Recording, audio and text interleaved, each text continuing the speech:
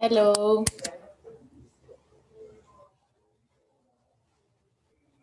Hi, Maria Teresa. How are you, Sophia? I'm good. I'm preparing an email to send to you. How are you? Fine, very well. Happy to see you. Yeah, after a while. Yes, it's been a while. This year has been crazy. I feel like it's been Oh, like 3 years in a year. 7. More like 7 years in a year. Yes, yes, it's been crazy year actually. Oh But my goodness. I'm doing like a recap of all of the things that I've done this year Yeah. and seeing the progress too from different people. And Mm, I think like at the end, it wasn't that bad. mm, yeah. We have to count our blessings, Yes. even in the midst of all of this trouble. Yeah. Yes, always count the blessings. That's a better math that we can do. Oh, good. I'm just gonna go. I'm gonna finish sending the email about the awards, and then Sure. I'm here. Hello, Samuel. And we have Bhakti Gul. I don't know if I'm pronouncing it correctly. I'm sorry. Yes, you are. How are you? Hello Nice to virtually meet you. as This is well. the first time that we actually get together in a Oh, webinar, so that's nice to hi. see you. So, hi, back to go. Are you from Kyrgyzstan? Yes, I am from Kyrgyzstan, There you and go. and I know the and names from Kyrgyzstan. oh, that's good. I'm very glad to hear that. It's like here, and my kids are sleeping, so that's why I'm not turning Oh, on the video. I'm so sorry yeah. for that.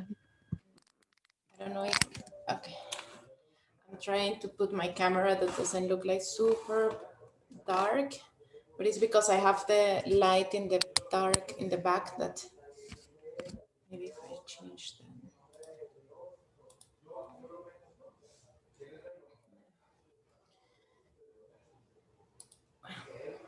Let's wait, I think more people will be able to connect because many people said that they will connect. So Samuel, are you back in your country or are you still in the US? Where are you now?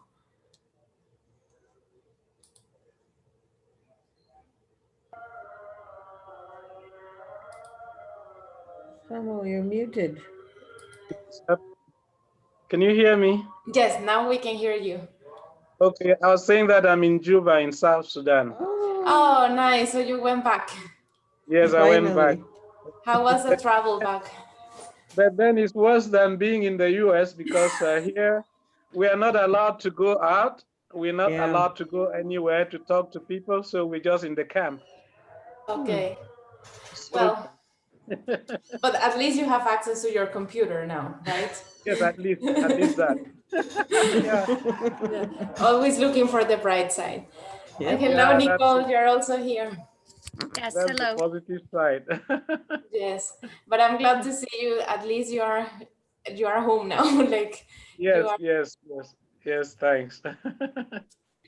And how are you, Nicole? You're also here. You're at the Yes, school still. You're teaching.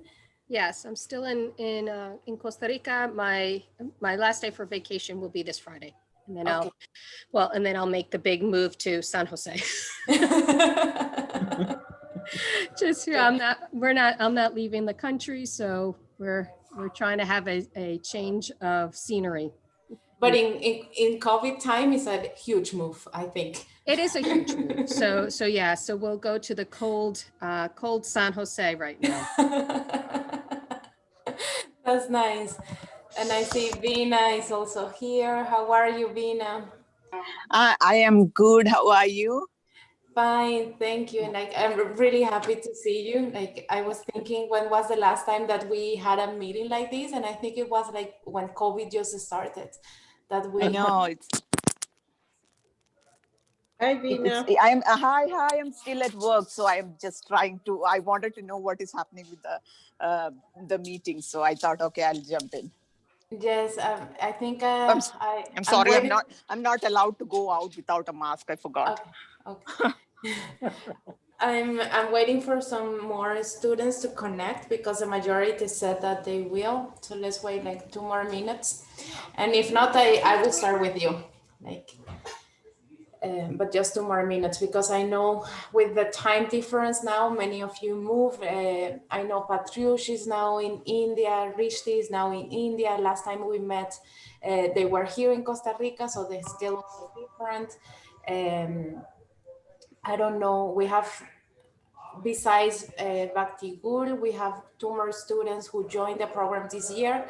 One is Ketevan, that I think many of you met in the class, but she was here in Costa Rica. And I don't know if she went back to the US. And then we have Paola Fonseca, another student who joined this year.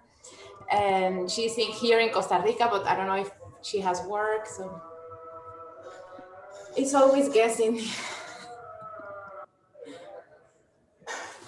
I don't know how to put this camera that it fits the light. I have it. I think it's better there.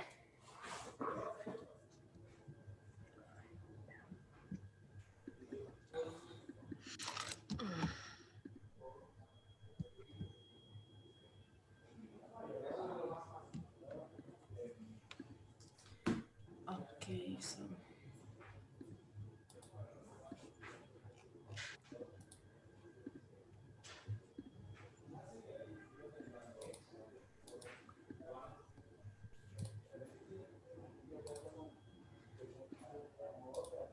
Well, I think 5 minutes of grace is okay. But as I was telling you, I was thinking like, when was the last time that we met and kind of have a conversation about the program and everything? And I was thinking that was just when COVID started. And I think it was a very good discussion because we were all thinking like how we're going to progress in this situation, how we're going to do several things. And many of you were about to start the data collection and you had these difficulties. But I know many of you have overcome these and you have readapted. And I know Nicole is here. She's one of those who kind of readapt her methodology. Candido did the same. Tia Mike did the same. And I've been reading your reports. I don't always answer as fast as I read them, but I know you have been working on different issues, and I wanted to have this conversation with you, more like me talking. I want to hear you, like what has been the biggest challenge, and what would you like to have from us next year, because we know that COVID is not going anywhere. We have to live with this situation now. The vaccines are getting there. Maybe some of you will get it, maybe some others won't. But we need to live with this situation. And I know you have been progressing, and the needs of the program will change in the way you advance in your research too. So we have like several of you here who are in different stages. And I want to introduce you to Batigul, that I already mentioned. She just joined the program. She registered, she enrolled, I think, a month ago or something like that. She's working with me here. And her topic, I think I have it over here. But maybe you can introduce yourself. I think that will be better if they hear from you, Batiku.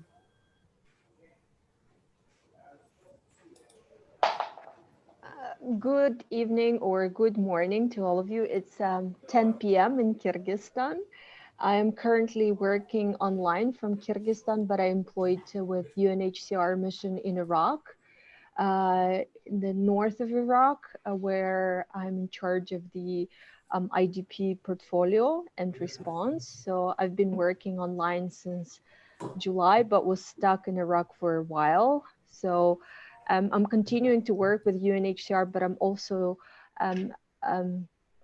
helping the IFRC mission here in Central Asia with the disaster law promotion, basically working on promoting the legislative framework for disaster law for 5 Central Asian countries, including Kyrgyzstan. And as it was noted, I joined the program this November, and I'm very excited.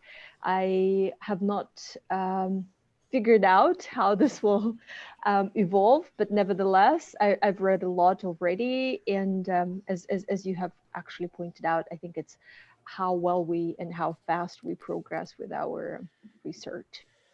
Thank you.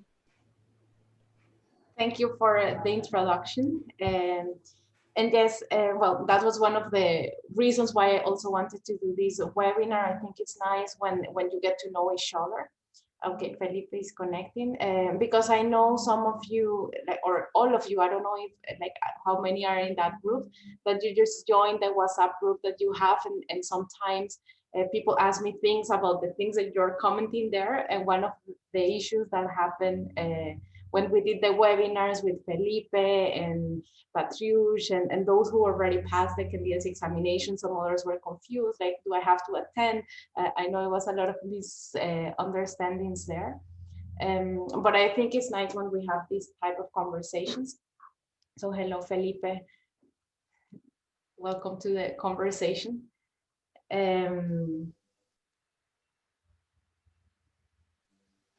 Hi, sorry I'm late. No, don't worry. The idea is just to have a conversation. I was telling them that I would like to hear from you. What would you like to have from the program next year? I know this is something that I asked you last year. I think that I'm trying to do this recap of the year and trying to organize next year's webinars and activities around the program from what you are saying, because as I told you, I know that you are going through different stages and what you need is quite different.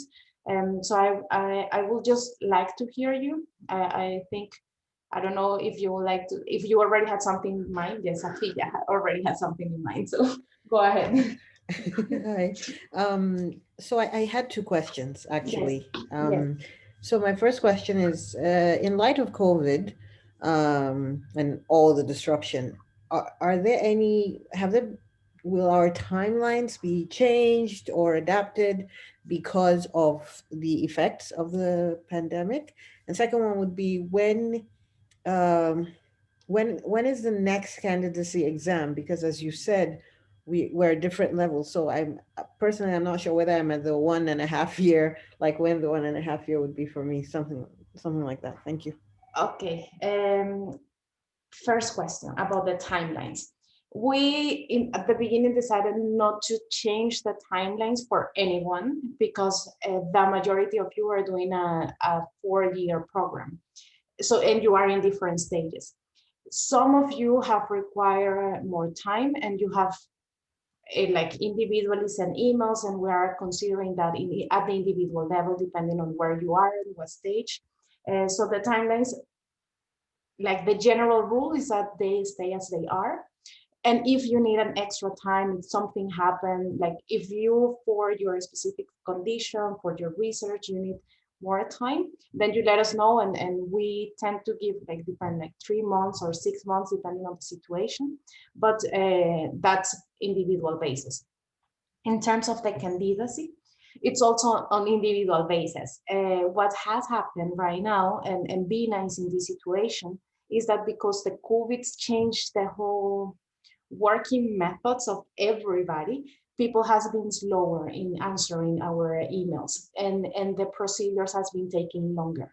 Ideally, we will have like, I received your documents, and in 2 or 3 weeks, we will have the committee appointed, and maybe 6 weeks more, we could do the examination. But with this COVID, the amount of work that people have had has just increased at the academic level. Maybe in other aspects has been decreasing, but for us, it's been extremely hard. Then professors are answering extremely like late in time. So be nice in this situation. She submitted her candidacy proposal, and I don't know, like maybe like 3 months ago, maybe more. I'm not really sure. September. It's September, and still I think August last week also. Yeah. August, yeah. Like we had one reviewer who said like, yes, I'm interested in this topic, and then we haven't had the opportunity to set a day to actually have the candidacy examination, because it's been crazy. And every time like I message like, can we please, and we have had this situation. we had, but this year we had Nicole's candidacy, we have Patriush, Tiamike, Candido, and depends basically on your timeline. So when you are, we start counting the time from your candidacy examination, the 1.5 years, since the enrollment date. So when you enroll, I'm not really sure when, let me check if I have yours here.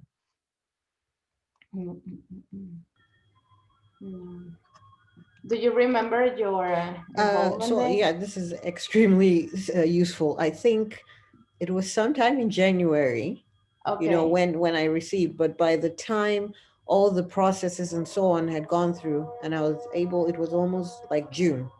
So, you know, Yeah, so I have a, I cannot find it. I don't know where it is. I can send an email like separately and get the information if you can Just find it. give me a moment.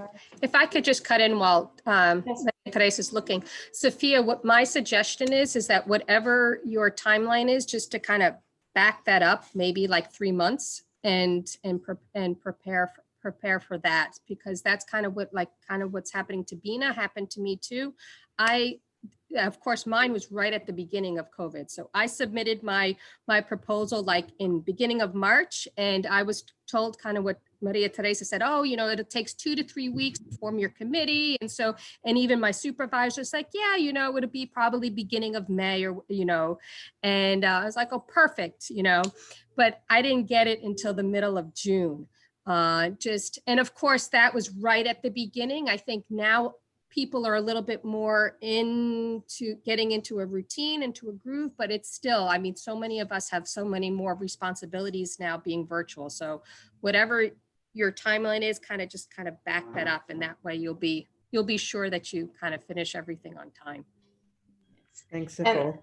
And I found your day, Safia, is like we had it that you enrolled and started in June 2020. So you will have June 2021, and then December, I think it's more or less a year and a half when we will expect you to submit your proposal. And then we prepare for the candidacy examination. So ideally you will have it in 2022.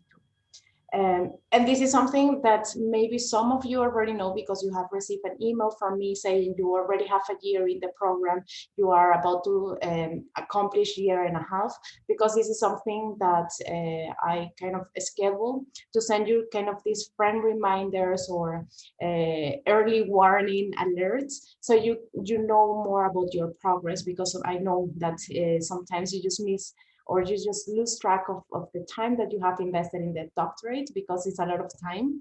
And this is why I send you these emails. It's usually when you are a year, I tell you that you have like 6 months to present your candidacy. When it's about a month, I send another email, like it's about like a year and a half. So we have a better understanding on where you are.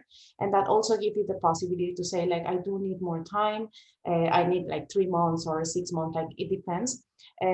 But we have been, this is something also that we have been trying to improve, because we know that you need that monitor and you need that reminders. We didn't have that before, and I think Felipe, Candido, and Nicole, and Bina even didn't have that system of sending reminders or this monitoring with the reports. This is something that we have been improving, and I think it has worked somehow okay. Because then people know how much time do they have and what to expect and how they have been progressing. But again, this is something that if you have any suggestions, if you feel that there should be something that we could do, and we're open for that. Because as I told you at the beginning, I would like to know what would you like to have next year, so I can prepare in terms of webinars, in terms of workload or other things, even in terms of workshops. I know last seminar, the doctoral seminar this year was completely different from what we have done in the past, because we did this pre-recorded sessions with live webinars. And I think it was a very nice interaction that we didn't have before, because we used to have it here. So people will meet here at campus and they will do the class here. But I would like to know, how do you feel about that experience of sharing? If you participated in the webinars that they did, like the ones that already approved the candidates examination, if you would like to repeat that, that's also a thing that I would like to know. If you would like to be more included in several activities that we do at UPs, because I know that now that you are kind of in different levels, I want to take advantage of what you are thinking you would like to have from the program. So the floor is all yours. You can raise your hand or just unmute yourself as you prefer.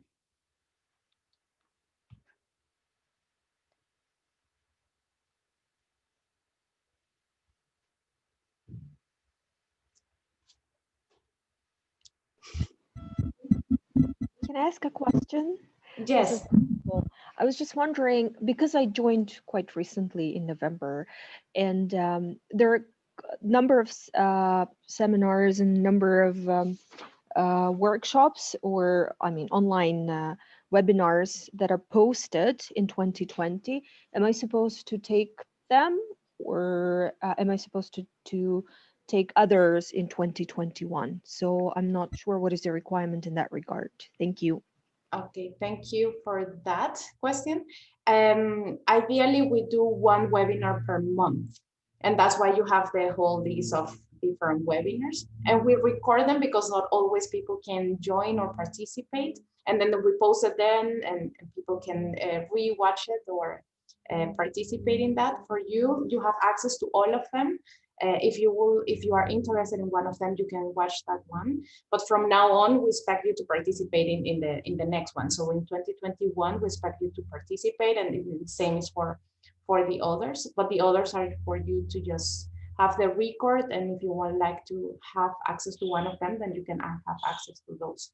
And your question actually relates to one of the things that I would like to know is more in terms of the topics that you would like to cover next year, because last year you mentioned some and we included them, and that's why you had several webinars in those topics. But I don't know if there are things that you would like to get more explanation, or if you would like to change the dynamic of the webinars even.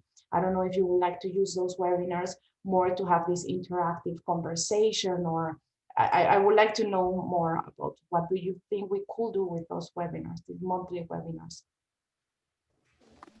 So this is Beena. I have some questions. I'm sorry, I'm going to wear this mask. I thought that like we are all like doctoral students, but I personally think that if we get involved in different other projects, I don't know whether what others feel about it, so that we can learn the skill of doing research along with, not even, we can be like a supportive to some other lecturers or professors who are doing it.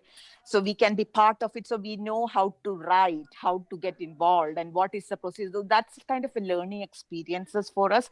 I would personally be interested in doing it. It can be on the topics of what we are involved in. Like I'm involved in human rights and migration and all that. So something similar. So, or otherwise also, I mean, the option can be that you can give us the options and we can get involved. So we learn from them. So, once we finish the doctoral program, it's not like, okay, we had a topic and we finish and we got a doctoral degree, but we learn through the process how to study and do research and be more effective in that way. I mean, that's my opinion. I would love to be involved in such programs. Another thing I thought is that, okay, so recently someone contacted me and asked that, what is the rating of UP's doctoral program? So I didn't have, I mean, I know the answer because I checked it when I was joining it. So, but I didn't want to give that particular answer. So for us, we need to, I think, probably work on improving the rating, that too by involving the doctoral students in different ways, that or helping them publish in different journals, or I mean, I'm not sure. There are a lot of creative ways where we can get involved. So we can improve our ratings. Also, then see that, okay, UP's doctoral is not just earning a doctoral degree, but they are good. One of the way I thought is increasing our visibility in different platforms. Now, I also thought about, I don't know how everybody feels it, to have some kind of an internship with other organization, whether that's optional, whether students, doctoral students want it or not. So just to get an exposure outside, just being with the books and in the computer and doing our own research, to be involved in other research programs. These are just ideas. I mean, it came through my eyes, it came through my brain, so I'm just splitting it out. So personally, I thought like it would be nice to have more exposure than just be on one side and just communicating with the supervisors. That's one of my opinion. Thank you. Thank you, Vina. I saw Nicole also had the hand. So, okay.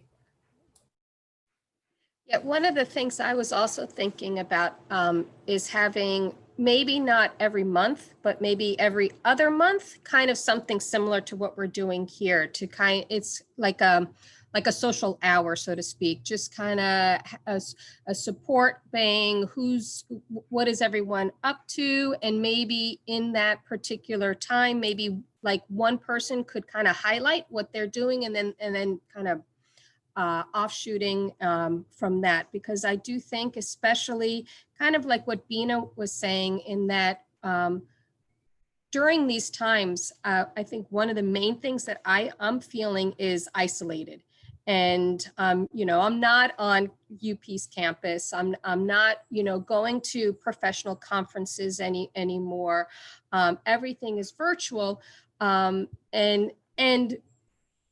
very targeted, because our time, I feel like now our time has become so much more precious, because we're trying to get and I don't want to say the minimum, but we're trying to get things done in a certain way.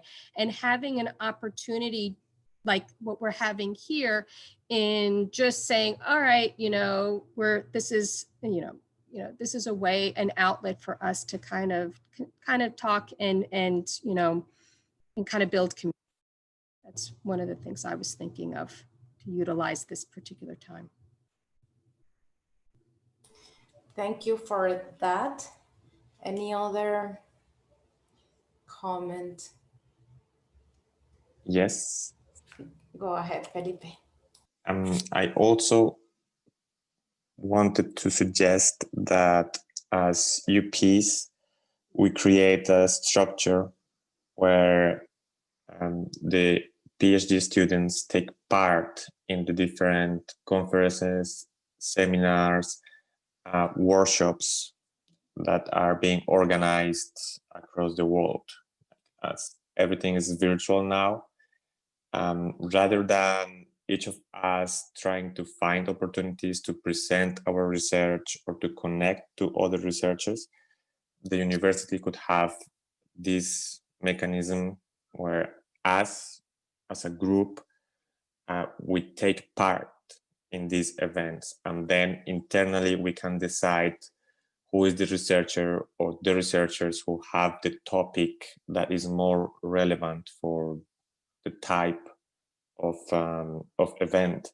Like I receive quite often call for papers or information about these research events, but I don't feel confident enough, or I don't think I'm ready to just get in touch and say, hey, I'm a PhD student, I would like to present my research.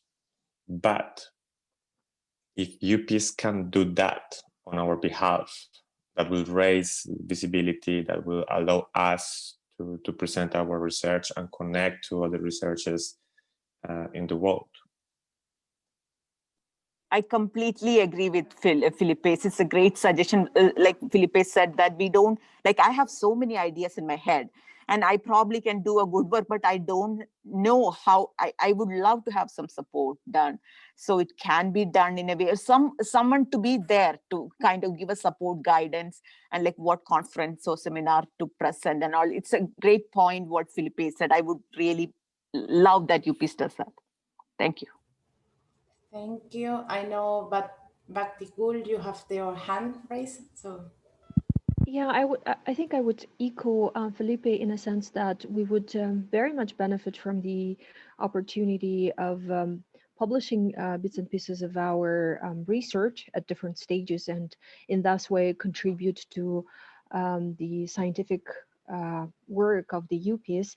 I mean, stemming from my previous experience, and I have 3 masters gained from different universities, including Oxford and Columbia, and where we had our own academic journals where the students were welcome to publish parts of their work, and in that way kind of satisfy the requirement for publications. So I'm not sure what are the requirements for publication for the PhD degree at UPS, and whether there is a magazine that is run or advertised by UPS. But I mean, if anyone is working forced migration, for sure, we can still reach out to Forced Migration Review that is with Oxford, and they do actually accept from other universities and PhD scholars in particular.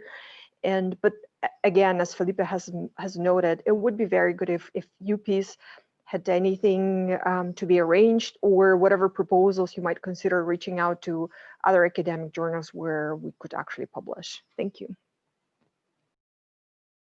Thank you for that. I want to comment on that because I think it's a common trend.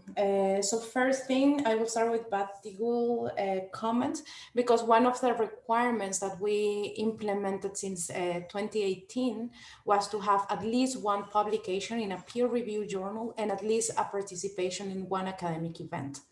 One of the main, let's say, challenges that we have as a program is that all of you are working in completely different topics. So what Nicole is doing is completely different from what Bina is doing, from what Safia is doing, from what Samuel is doing. So having this centralization of information is extremely hard, it's extremely difficult, because I'm the only one like kind of providing you that support. So the UP's doctoral program relies on me doing this kind of stuff. And I don't have information from all of your topics, and I'm not familiar with all of the journals where you can publish. I'm not familiar with all of the conferences where you could participate, not even all of the research projects that you will be interested in participating, because my field of experience of research in general is also completely different from yours. And this is one of the main challenges that we have as a group, trying to figure it out how we can combine different topics. And this is why we also say that you have to rely a lot on your supervisor for this. Why? Because your supervisors are the ones who know best which is the best journal for you, what is the best conference for you to attend, what research project you can join in, because decentralization of the information, yes, is useful, because we know that it's useful to have somebody that you can contact and say, where can I go, or how can I do this? But in reality, in the way we have structured this doctoral program, where everything is kind of interconnected to the idea of peace and conflict, but from different perspectives, is quite hard. So for me, this has been a huge challenge. I created the Facebook group with the idea of having this platform where we could share. So Felipe, for instance, sent me an information from a conference and I posted there. And every time that I received something, I posted there. And I've been sending you information for books or journals or things that I know that you might be interested. But I cannot do it on my own. I need to rely on you on this too, because you are the experts on your field. I know you are students, and this is a completely different level from the master students. Master students, yes, we can grab them by the hand and take them there, and you know, like having all more like this, like pamper kind of thing, you know. But with doctoral students, we expect you to be that support from us too, because you are the experts on your field.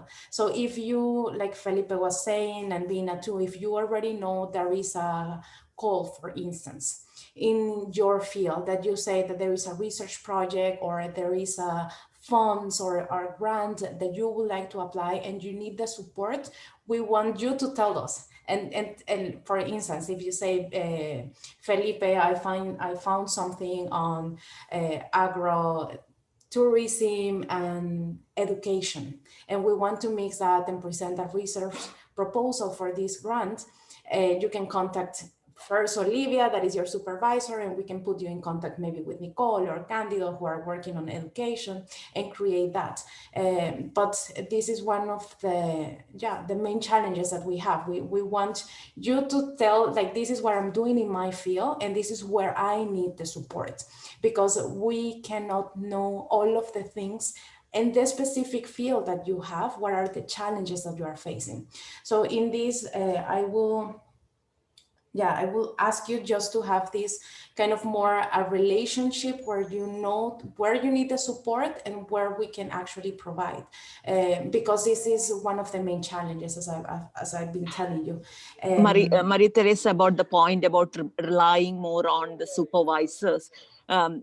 Does ours, I don't mean to, I love my supervisors and I'm so grateful for them. So, but do the supervisors know that such kind of, other than just the research topic, they are supposed to be providing assistance or supervision to the yes, but doctors? this is, you interrupt me because I want to continue on sorry, this. sorry. Yeah, okay, sorry. Because when I finish this topic, when I say about this relationship, I know sometimes supervisors are extremely busy, because your supervisors are also teaching, are also conducting research, are also doing some things. So this is, again, one of the challenges that we have to overcome, that sometimes you need an immediate answer because the deadline is coming very fast, and that answer doesn't come as you expect. And this is something that we have been trying to improve. But again, it doesn't depend on me or the institution. Sometimes it depends just on the person, just on the supervisor. So one of the things that I don't know how to handle is that time management with other people. I know how to handle my time. I know how, when I will have a peak, and I know when I could have this type of conversation and how can I move forward from that. But I don't know how others will have, because I don't know the times from others. So one of the things that I don't have a solution yet. So if you have a solution, that will be very good on having this conversation with supervisors. I know the majority of your supervisors really appreciate having a timeline of your research, so that they can know when you will have a submission, when you will need the help, when you can program the conversations, face-to-face meetings. I know some of you just have a conversation, just have an email, but that's important for you to set with your supervisors. I know there are supervisors that are busy and there are others. And this is, again, one of the challenges that we have to overcome. But the first person that we really want you to contact and have this first approach is with your supervisor, because they are the people who can actually guide you. And if there is something that you would like me to jump in or communicate, you just copy in the email and I can just have that conversation too and serve as a mediator. But I don't have the information from all of the topics that you are covering, and I don't have the information from all of the things that you might know, because it's like you are 30 and one, so, and you are 30 working on different issues. And the other point that I wanted to just comment on was the idea on the publications and the visibility of doctoral students.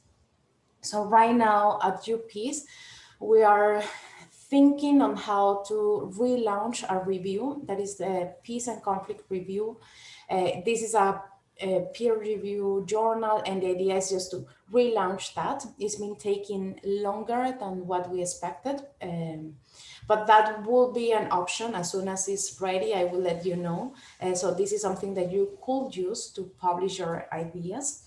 The other thing that we just launched this year, kind of 6 months ago, was Ideas for Peace. This is not peer review. This is just to share certain ideas. And if you would like to publish a short article or something like that, that you just want to test an idea, this is open for you. On the other hand, and this is my personal opinion, I think you should publish in the journals that are not related to UPeace only.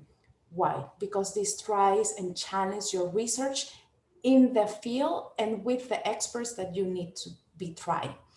So if you know that there is a journal that is highly competitive, that's where you are taking the majority of the information that you're using for your research, then try to publish there, because you know that's the right journal for your publications to be found, for other researchers to know about you in this academic level.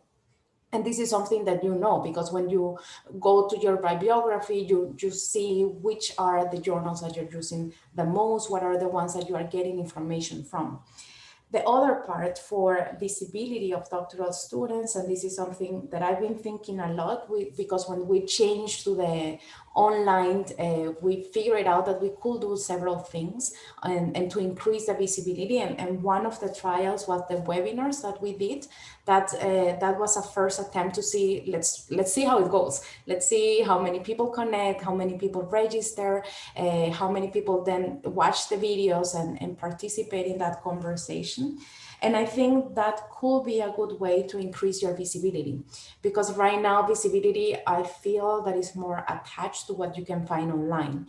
And if we can use UPeace platforms and networks to just increase your visibility online, I think that will help you in this social media, internet kind of finding information, but for specific issues related to your field and your research, this is where conferences and journals becomes extremely important. And as you know, we can help you with letters and support to participate in these conferences. But we come back to the same point. Like I need you to tell me which is the conference that you need the support for, because otherwise I won't ever know. And we have to find these sharing spaces. And I think Nicole's idea of having these sessions maybe once every 2 months will be nice, just to see where everyone is and where everybody is, and then have this sharing, or I know about these conferences, or I found out about this project. I think it will be a good way to have this continuous conversation that doesn't take like 6 months just for everybody to know where we at. But I see different hands raised, and I think let's go first with Nicole. Yes, thank you, Maria Teresa. Yeah, one of the things I want to comment on was when you were talking about, support in your field. Yes, we're all in the field of peace and conflict, but we also have other disciplines. And one of the things that I have found that has been really helpful is that I belong to 2 professional associations within my field, and within those professional associations, they have special interest groups just for PhD students. And that has been helpful, because we meet, not as, maybe every 3 months all together as PhD students in our field. And then it's kind of like the complement of what we're doing here. Here, you guys are all peace. But the other part is with my language education, and then I'm the outsider with the peace, but everyone has the common the common field of language education. And that to me has helped, because like what Maria Teresa is saying, is that those professional associations also have conferences.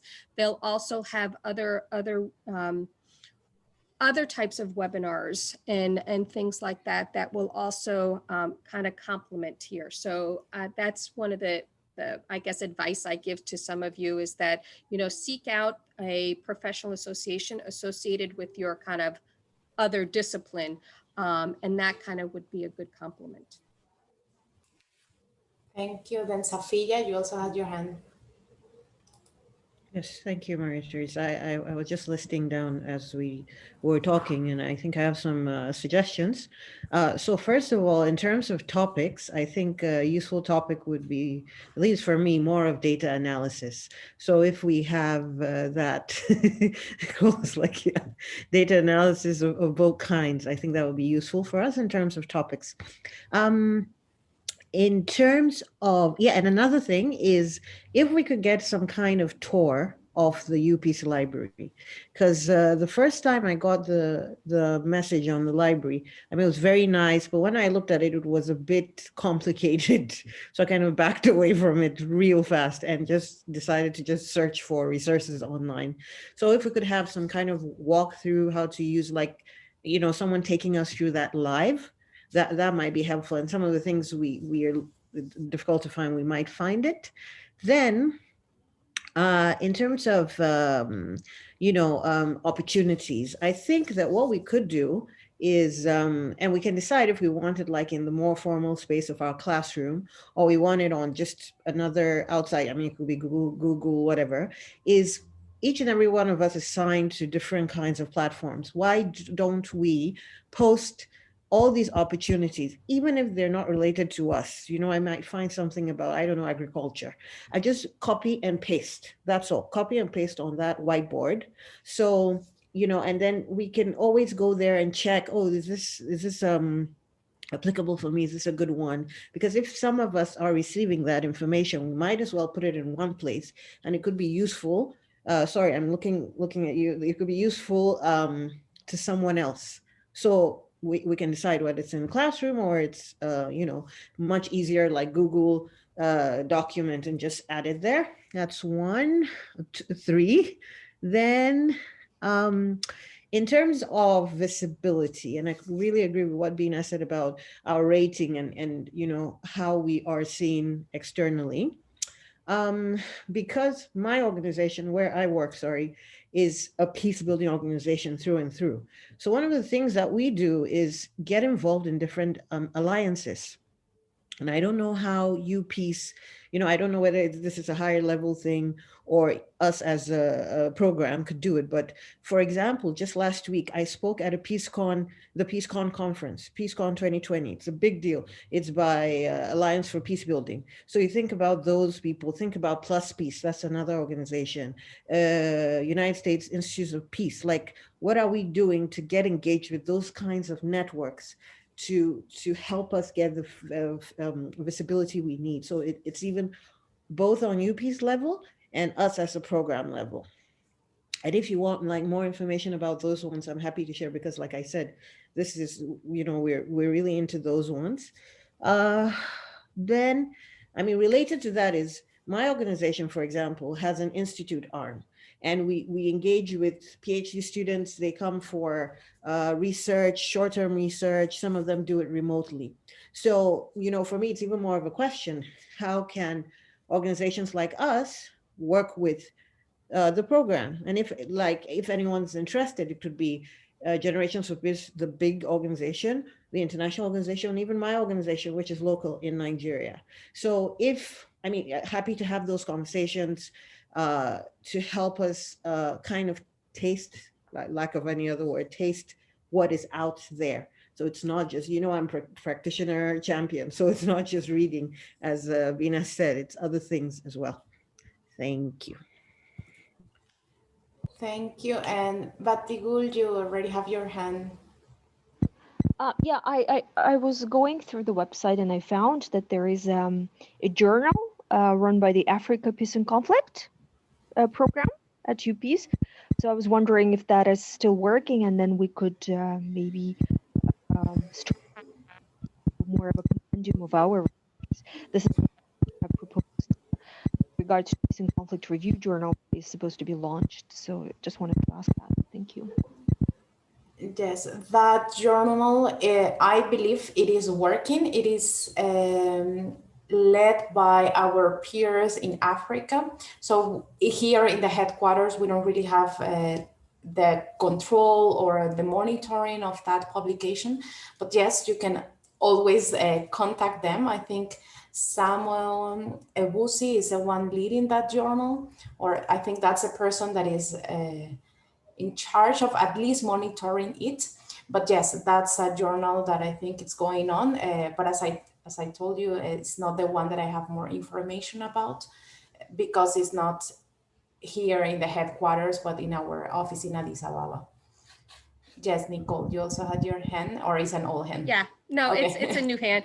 I just want to kind of comment on what Sophia was saying about, you know, not publicizing, but, you know, the, you know, telling people about the organizations, and it's a purely selfish personal thing.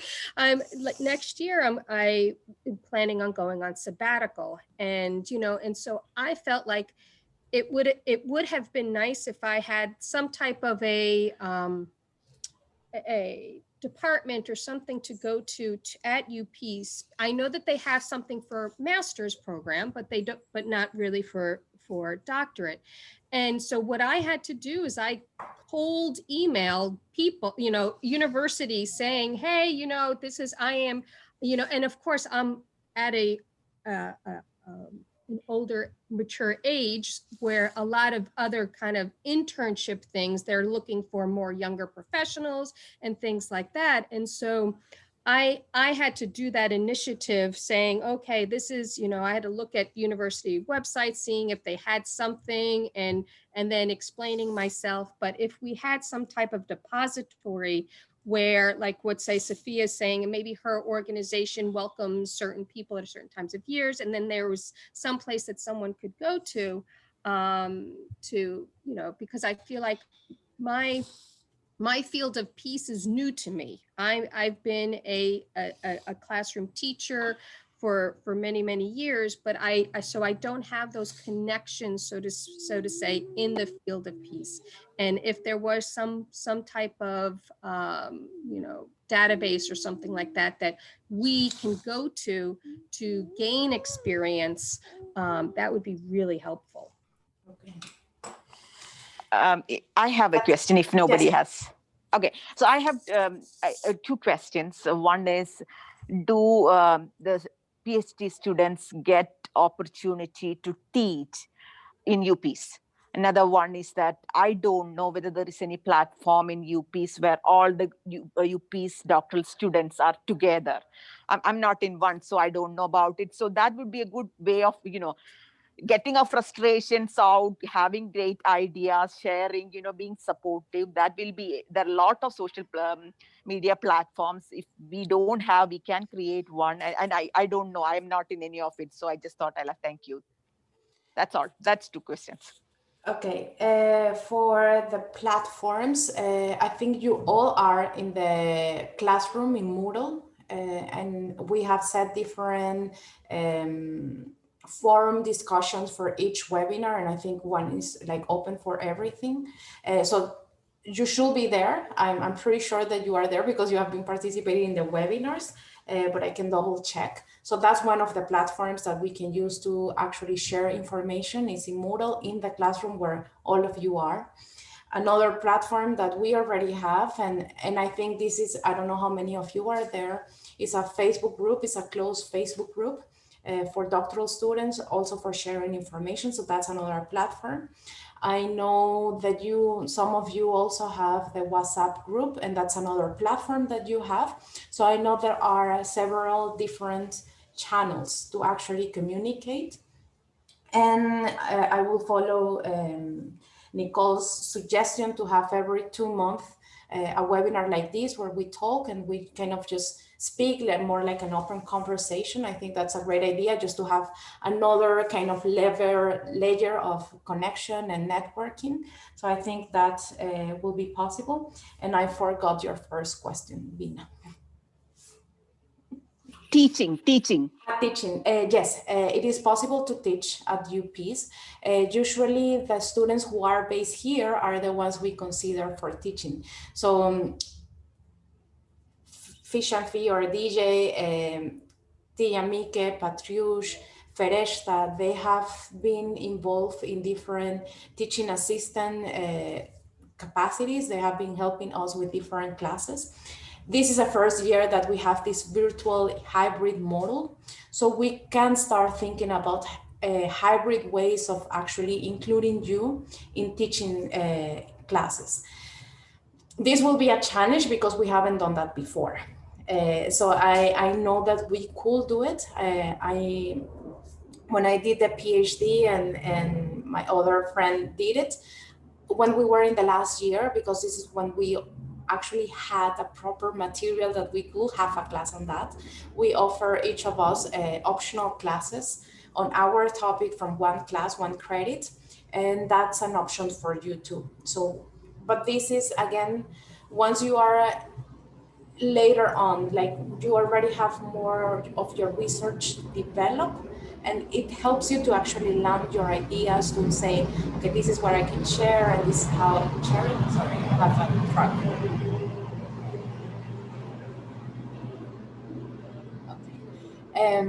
So yes, it is possible. Another thing that Tia Mike actually suggests to me, and I think we have been trying to think how we can do it, is to have a workshop on citations and writing given by you, like by doctoral students to master students. So this is another way for you to improve your writing skills, because if you have to teach it, then you have to learn it better. And then to help our master students in their writing skills too, but also create this community between doctorates and master students. This is something that Tia Mike actually proposed and Patriush. I think it's a great idea, but I haven't had the time to actually think how we can do it. If you have an idea on other topics where you say like, this is an ability that we could teach, I don't know, like whatever ability you might have, that you say like, this is a workshop that I can do, or maybe a one-day session, something like that, that would be good, because it will be a good way of interacting master students, doctoral students, and offering you that possibility to involve more in the academic teaching. But this is something that I will expect you to send me information on what would you like to do, instead of me proposing topics, because you are the ones who know the topics that you could be involved in. And we could organize different activities. Now the hybrid type of education allow us to have this. I never thought about this before, because we didn't have it. Like everybody will come and it will be easier. And now this opens a new range of possibilities that it goes beyond what I can think about right now. So this is a possibility, even teaching here in place, like face-to-face, synchronous, you can call it in different ways, or we could think about possibilities of doing it online. And the main kind of audience or students that you will get are master students. So it will have to be a class or a workshop designed for master students that are in a different level, that you know they will need something different, and it will give you this experience to increase your, or demonstrate that you have these abilities to teach and also conduct academic events or things. But as I mentioned, it will be something that it depends on you saying like, this is a class that I can teach, and figure it out within the master year's schedule where it could fit. Because sometimes your times are not the proper times at UP's. For instance, if you say we can do something next week, that is December, that you might have a vacation and you can use that period, that's vacation for us too. So we will be closed, the students are not here, so it's not a right time. If you say, for instance, I have Easter break is also a break here. So it's about kind of managing times. And sometimes when you have the time, students are packed. So it's about just coordinating that work, but it's a possibility. I see some things on the chat.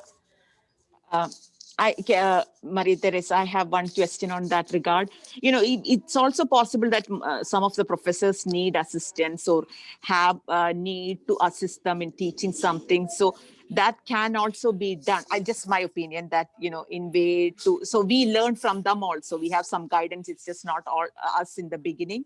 So would that work?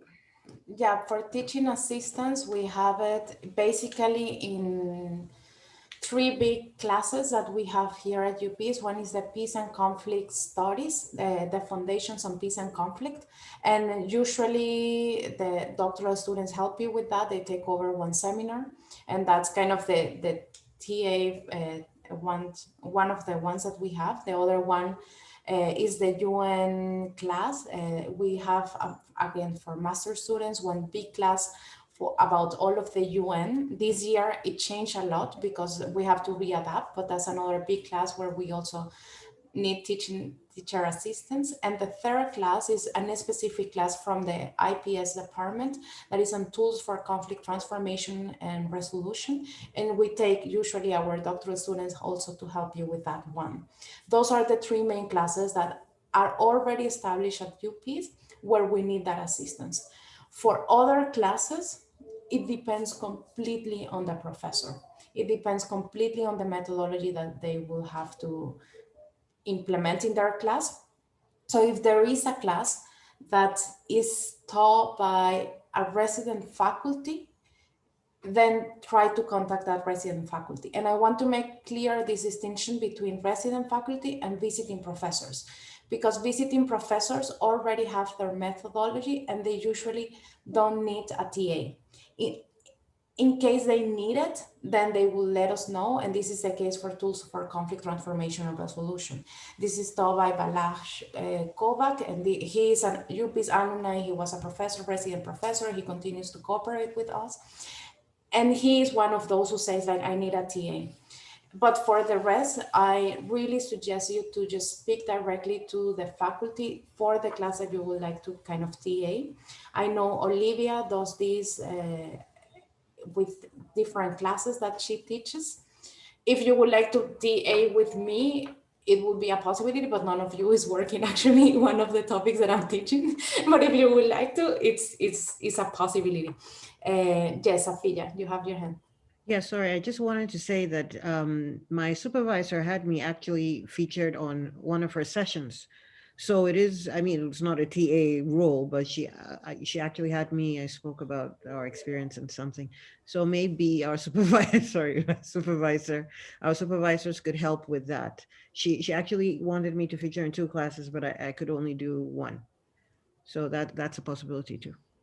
Yeah, I know it depends a lot on the professor. There are professors, Safia is working with Uzma, and Uzma loves to have like other scholars sharing information. She usually have, if it's a 10 days class, maybe 7 days of the 10 days, she will have a visiting scholar sharing different information. But this is her methodology, that's her style of class. I know Mihir sometimes do that. I sometimes do that when I know that I have a person that I can invite. So this is another way, not TAing, but contributing to the class, yes. But for this, again, it will be you being more active. Sorry for the background noise. It will be about you being more active. Because you can know better which class you will be interested in TAing, or if you have a skill that you would like to share with others, that you would like to improve, that you would like to have that other certificate, saying like, I can actually do this. We do offer that platform for teaching. Any other comment? I saw Feresh and Salome joined a little bit later. So hello, we're all kind of finishing the conversation, but I don't know if you would like to add something. Hi everyone. I'm really sorry. I was 1 hour behind. We know they changed the clock and everything. So I confused a little bit the time. So thank you, Nicole, for sharing again on WhatsApp group that we are meeting. But again, I didn't open my WhatsApp earlier on. So I just opened my WhatsApp. I saw Nicole email as I jumped. So I'm really, really sorry. But I would like really to thank all my colleagues. This WhatsApp was quite very, very useful. And then personally also Dr. Maria Teresa for really accompanying us. So the COVID context was not an easier one. So it was quite challenging, it was quite difficult, even if to concentrate. So myself, I put my target that this year I should normally present my candidacy exam and everything. But again, with the COVID mood, everything, I know I have time to consider the work, because it was like working remotely, so I have time, but again, the level of concentration was quite very low. So I'm living with 10 people in the family, so to my sister and then my nephew and everybody. So it's quite a little bit chaotic to try to manage the time but again, time was not a big issue, but afraid to catch up COVID anytime because it got very difficult to let people stay at home. So everyone needs to go out and that's quite very challenging. So I can say that thanks God we survived any big issue, but again, yeah, we just cross finger. Maybe the 21 will be the best year, and then maybe we can focus again in our target. But thank you so much. It was quite very good to have this catch up, to have webinar and everything. Even if for my time zones quite difficult for me to follow many of webinar, but again, go to the classroom and then listen to the video. That was quite very, very good. So I'd like to thank you all. And then maybe I'll put on my video to say a big congratulations. You can see I'm in the dark for the whole team. So that was quite amazing. And then the way that we cope with this difficult time. So thank you very much. Yeah. Thank you, Salome, for those words. What time is for you now? Now is almost 7. Yeah. Okay. 7 p.m. Yeah. 7:04. Yeah. Okay, so great. Yeah. Any other comments before we close? Hi, Maria Teresa. Hello, Teresa. Teresa. Just wanted to say hi to everybody and thanks for the reminder for the webinar. I didn't get the link, so I didn't know about that this webinar is taking place. So maybe I just missed the invitation. But thank you. I'll just keep myself informed about what you've been telling about the seminar for next year. Will the Zoom meeting will be uploaded, Maria Teresa? Or? I think after, because the Zoom have this processing time, after it's processed, I will upload it today, later on, okay. Today at some point. So you will have Yeah, I'm sorry for joining late. No worries. Okay, so I just want to kind of summarize in case, Samuel, do you want to say something? I see your hand, but I'm not really sure if it's up or not.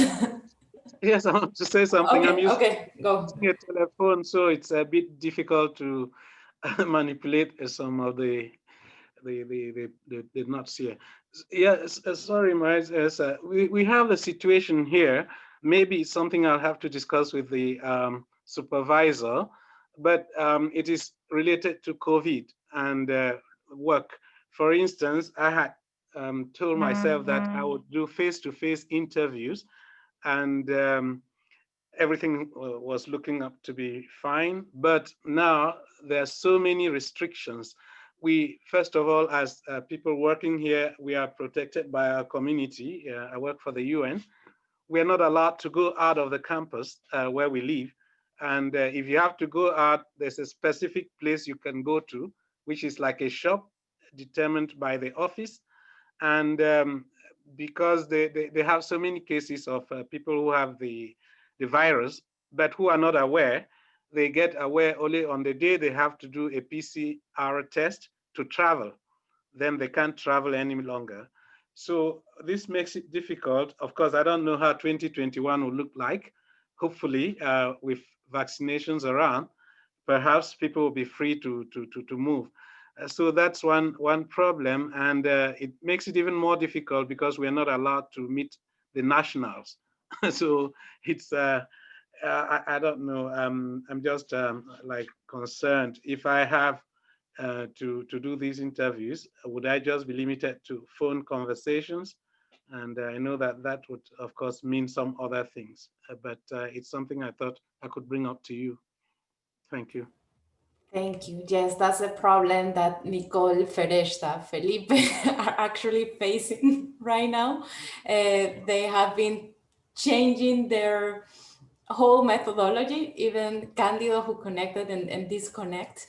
Yeah, the majority of you, those who envision to have some sort of participation of people in your research, have been trying to get the data as close as what you wanted to have at the beginning.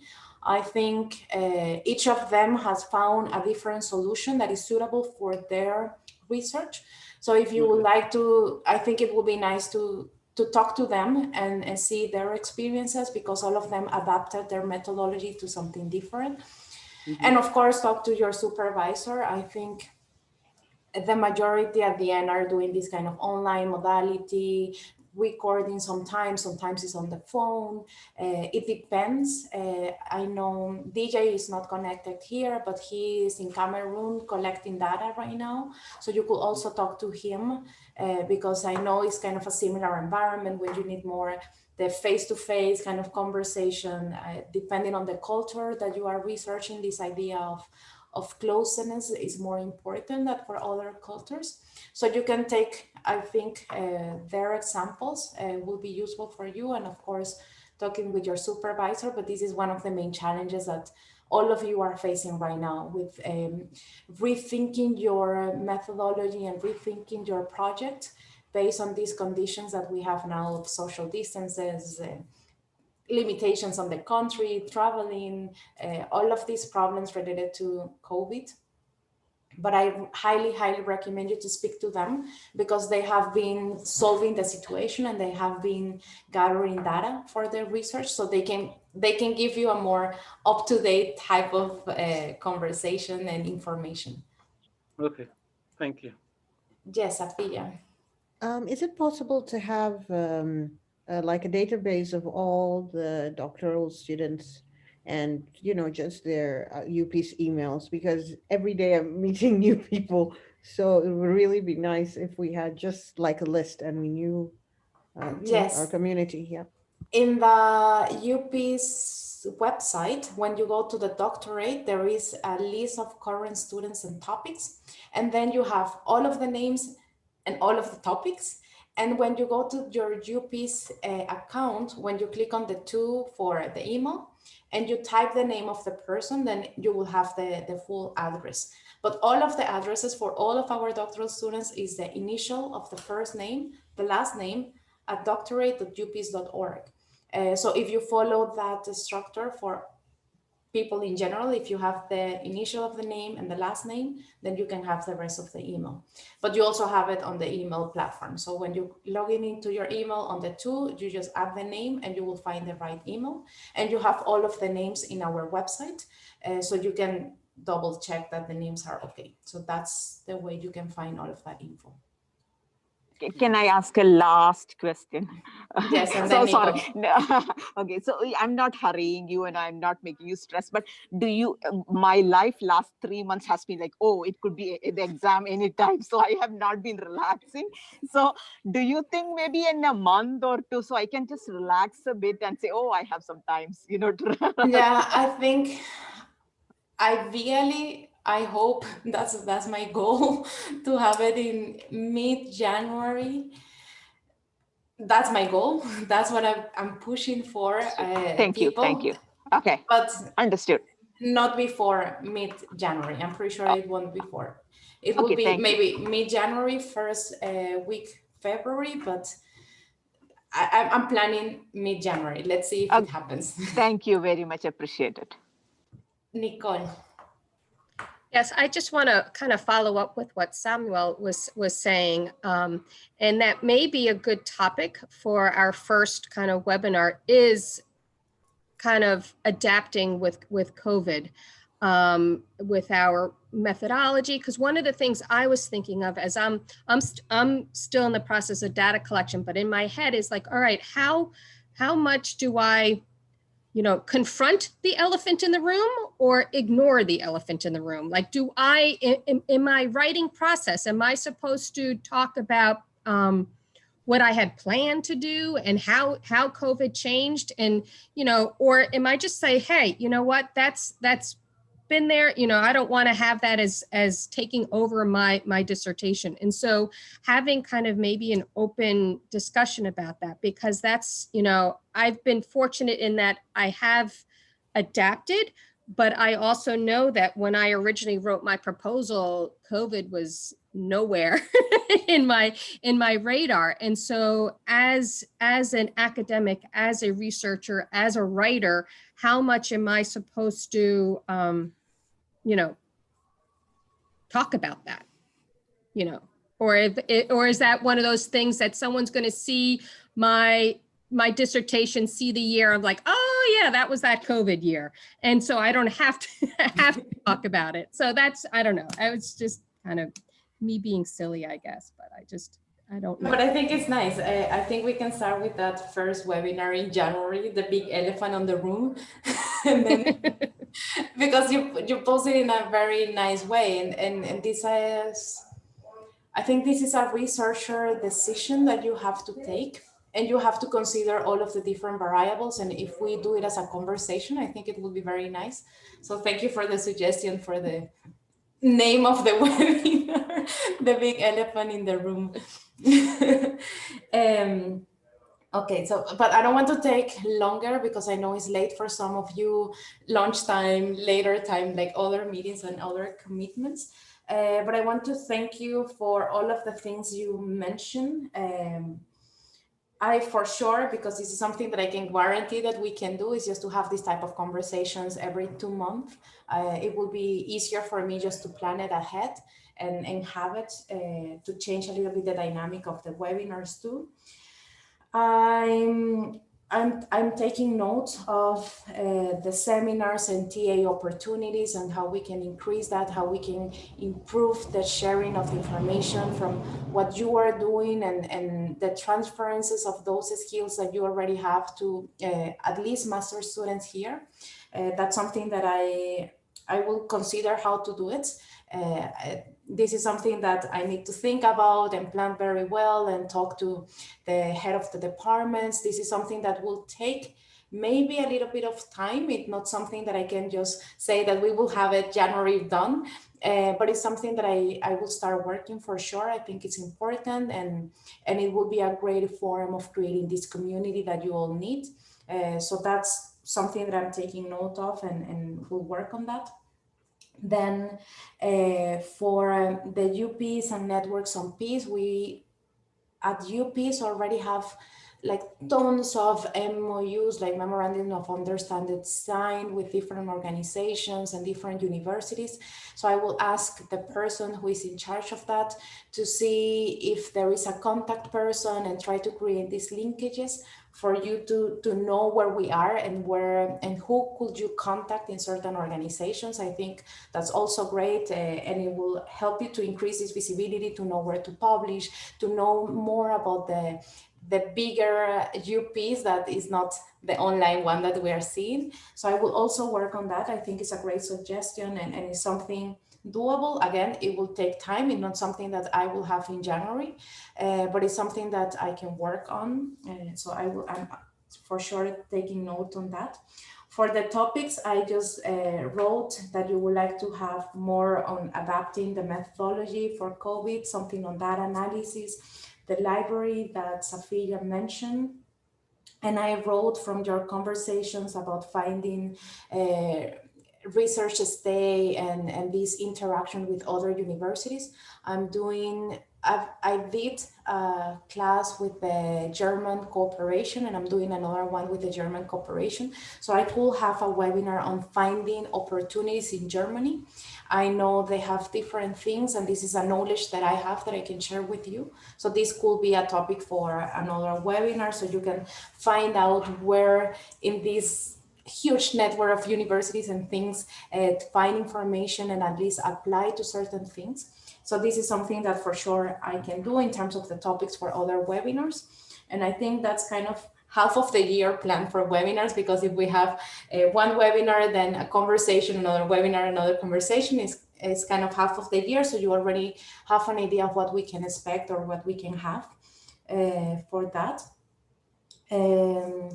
And then you also mentioned the idea of workshop for writing and maybe publications. So that's something that I can include some, again, for topics on the webinars. And I take note of that. And yes, I think that basically resumes the next steps, the things that we're going to do. As I told you, I would like to have more information of what type of support do you need, what type of ideas would you like to implement, and see how we can do it. as I told you, I'm the only one kind of having this constant conversation with you. I'm the one coordinating this. And I would love to be more like faster in answering and faster in developing these things, but I can't. I really can't. And I do my best. And so I rely a lot on you. I hope that with this change and having more conversation, we can create this network of support, not only for you, but also for me, and just make this program better. I think we have a very nice group, and I'm very thankful for all of the things you have achieved this year, for what you have shared, for what we as an institution could do. It was a very challenging year, and we had this conversation at the beginning of COVID, like trying to figure it out, where all of the fears and this anxiety of what will happen, we tried to cover it, and now talking to you and figured out that you are doing okay, that you are having overcoming different challenges is extremely nice. And I want to just congratulate you for what you have been achieving this year. That has been extremely hard for many people. And just take the bright side and the good news, and because next year will be challenging too. But I think you already have different tools and different experiences that will help you to continue overcoming those things at the personal level, with the doctoral, with the professional background. So yeah, thank you for joining this conversation, and see you in January. Have a happy holidays. For those of you who celebrate Christmas, happy Merry Christmas. I'm not very familiar with others holidays in this season for other countries, but have a happy new year and enjoy the break if you have a break, vacations if you have vacations, and see you in January for the big elephant in the room type of webinar. Thank you so much. Thank you Thank you for all your support, Marissa. Thank you very much. you. Appreciate it. Thank Thank you. you. Bye. Thank you. Thank you very much. Bye-bye. Bye. Bye, guys.